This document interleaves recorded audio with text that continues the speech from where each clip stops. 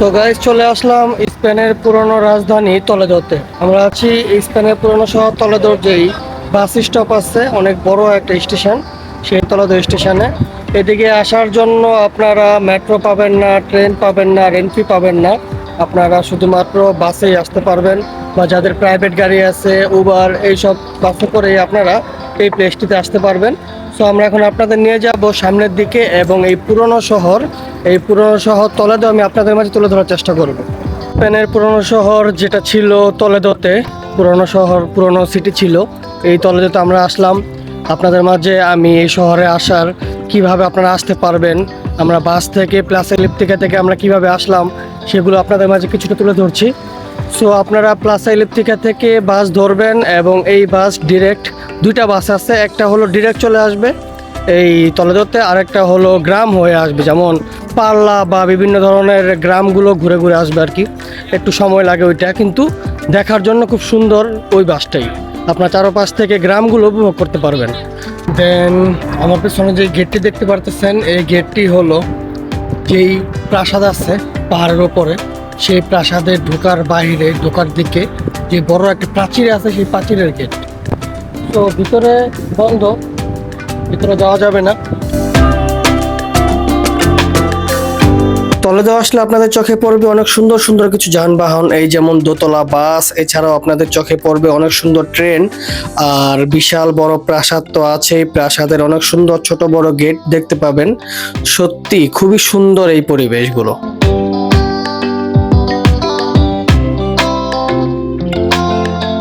দেন guys আমরা এখন সামনের দিকে যাব। আমার সামনে একটা গেট দেখতে পারতেছেন, এই গেটটি দিয়ে আমরা সামনের দিকে অগ্রসর হব।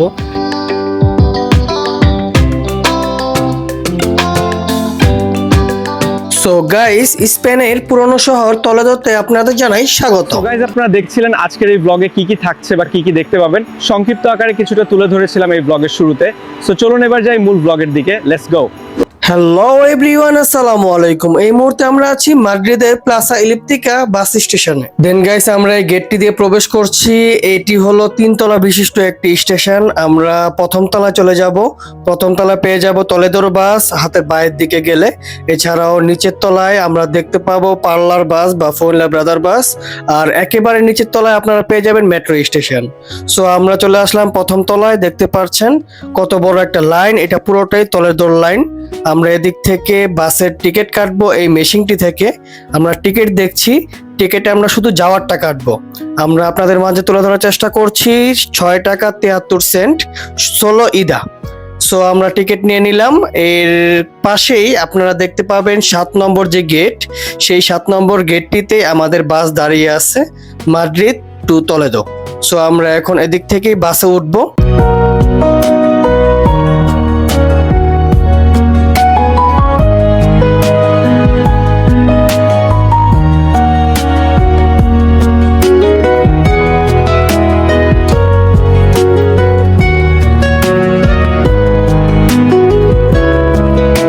অতঃপর গাইস আমাদের বাস ছেড়ে দিল। আমরা এখন আছি প্লাসা ইলিপ্টিকা বাস স্টেশনের আন্ডারগ্রাউন্ডে। এদিক থেকে আমরা এখন বাইরের দিকে বের হচ্ছি।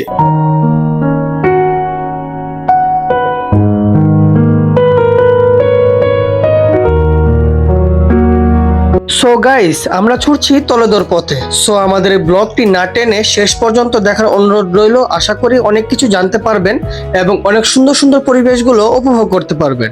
So let's go.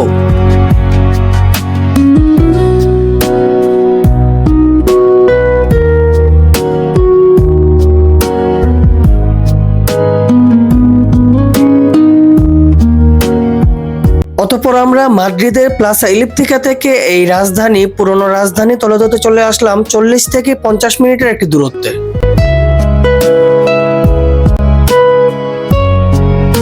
তো গাইস চলে আসলাম স্পেনের পুরনো রাজধানী টলেদোতে। আমরা আছি স্পেনের পুরনো শহর টলেদোর যেই বাস স্টপ আছে, অনেক বড় একটা স্টেশন, সেই টলেদো স্টেশনে। এদিকে আসার জন্য আপনারা মেট্রো পাবেন না, ট্রেন পাবেন না, রেনফি পাবেন না।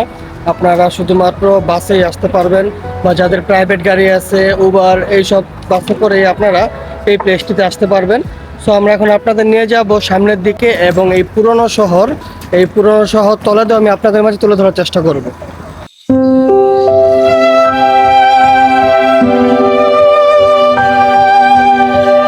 স্পেনের পুরনো শহর যেটা ছিল টলেদোতে, পুরনো শহর পুরনো সিটি ছিল, এই টলেদোতে আমরা আসলাম। আপনাদের মাঝে আমি এই শহরে আসার কিভাবে আপনারা আসতে পারবেন, আমরা বাস থেকে প্লাসা ইলিপ্তিকা থেকে আমরা কিভাবে আসলাম সেগুলো আপনাদের মাঝে কিছুটা তুলে ধরছি।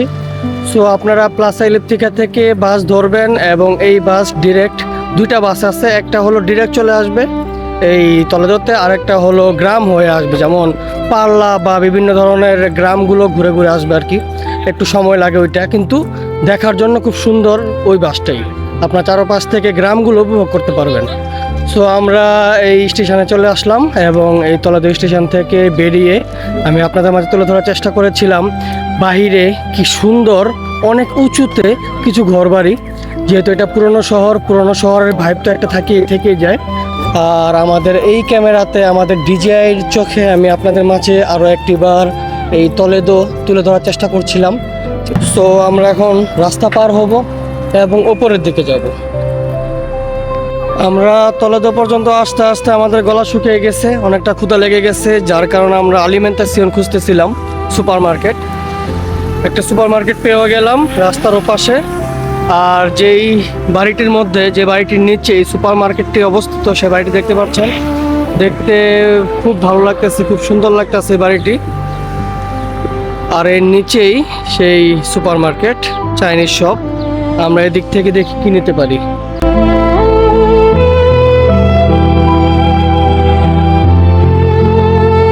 দেন আমরা এই চাইনিজ শপটি থেকে কিছুটা খাবার দাবার নিয়ে নিলাম, তার সাথে পানি নিলাম, আইসক্রিম নিলাম।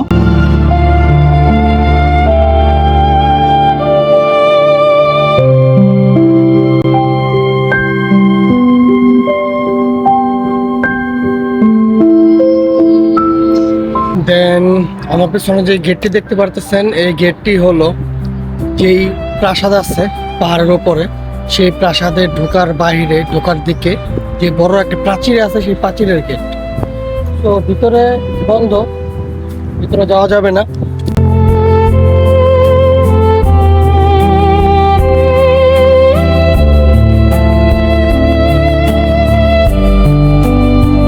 অতঃপর গাইস আমরা এই প্লেসটিতে কিছুটা সময়ের জন্য বসলাম। এই দিক থেকে আমরা আমাদের যে নাস্তাটি নিয়েছিলাম, যে খাবারগুলো নিয়েছিলাম, সেগুলো আমরা শেষ করব, তারপরে আমরা এদিক থেকে রওনা দিব সামনের দিকে।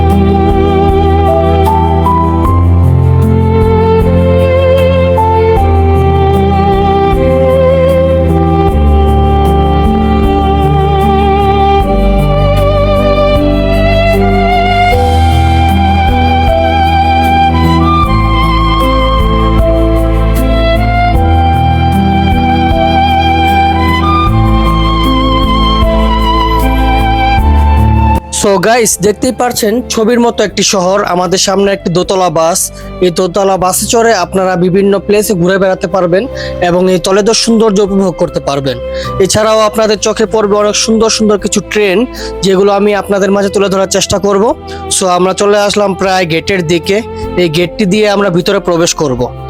সো বলতে বলতে দেখতে পাচ্ছেন এই গেটটি দিয়ে আরো একটি বাস বেরিয়ে যাচ্ছে এবং এই সকল প্লেসগুলোতে সত্যি খুবই সুন্দর লাগে, খুবই অসাধারণ লাগে।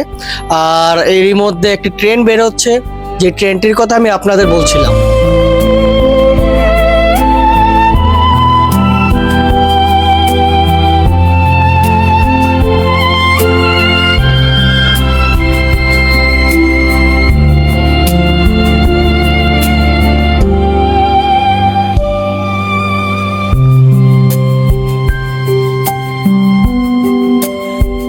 দেন গাইস আমরা ওই পাশটা দিয়ে আসছিলাম, অনেক উঁচুতে দেখতে পারতেছেন চারপাশে যেই প্রাচীরটা আছে, বিশাল উঁচু প্রাচীর।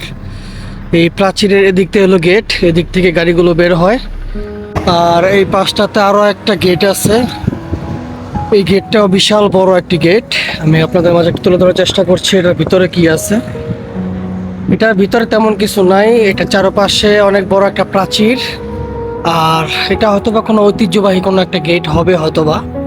সো চারপাশটা দেখতে পারতেছেন মোটামুটি বিশাল বড় প্রাচীরের মাঝে অনেকগুলো মূর্তি তারা দাঁড় করে রাখছে। এই অনেকগুলো মূর্তি দেখা যেতেছে, যদিও এটা বিধর্মী দেশ, খ্রিস্টান দেশ, এইসব দেশে এগুলো স্বাভাবিক। সো দেখতে পারতেছেন কত বড় একটি প্রাচীর। দেন গাইস আমরা এখন সামনের দিকে যাব। আমার সামনে একটি গেট দেখতে পারতেছেন, এই গেটটি দিয়ে আমরা সামনের দিকে অগ্রসর হব এবং স্পেনের পুরনো শহর, পুরনো রাজধানী টলেদোতে আমরা প্রবেশ করব ইনশাআল্লাহ। এবং এদিকে থাকা যে সকল পুরনো প্রাচীরগুলো আছে বা পুরনো যে সকল বাড়িগুলো আছে, ভবনগুলো আছে, রেস্টুরেন্টগুলো আছে, ঐতিহ্যগুলো আছে, সব আমি আপনাদের মাঝে তুলে ধরবো।